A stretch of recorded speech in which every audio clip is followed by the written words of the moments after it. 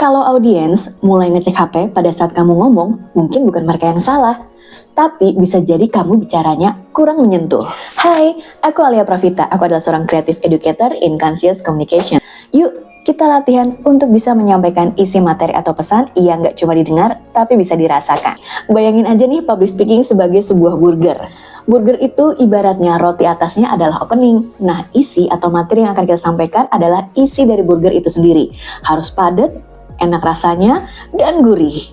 Jadi, orang itu akan makan terus dan pengen gigitan selanjutnya. Jadi, kali ini aku mau sharing 3 struktur yang bisa membuat isi atau materi kamu atau pesan disampaikan itu lebih menarik. Struktur pertama adalah poin-poin. Contohnya nih, baik Bapak Ibu sekalian, sekarang saya mau kasih tahu 3 cara untuk bisa mengurangi gugup pada saat public speaking. Yang pertama, latihan pernapasan atau tarik napas. Yang kedua, latihan untuk berbicara secara singkat dengan rekam suara kamu di HP atau di depan cermin. Dan yang ketiga, usahakan pembicaraan kita itu benar-benar fokus kepada audiens dan relate. Jadi obrolannya tuh terasa mudah dan juga lancar.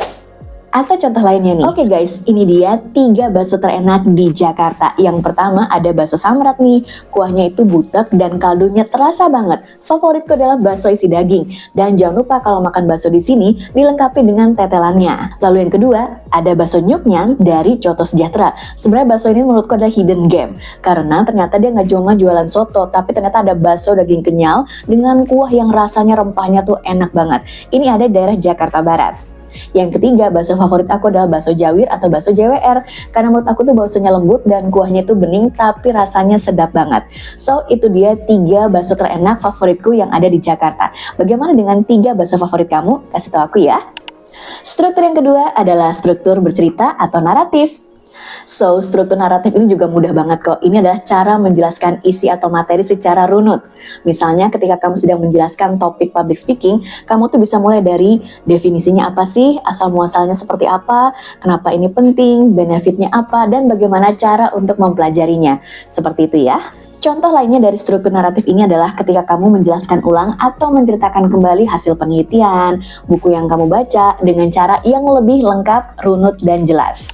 Struktur yang ketiga adalah struktur alur waktu atau misalnya struktur dulu, sekarang, dan nanti.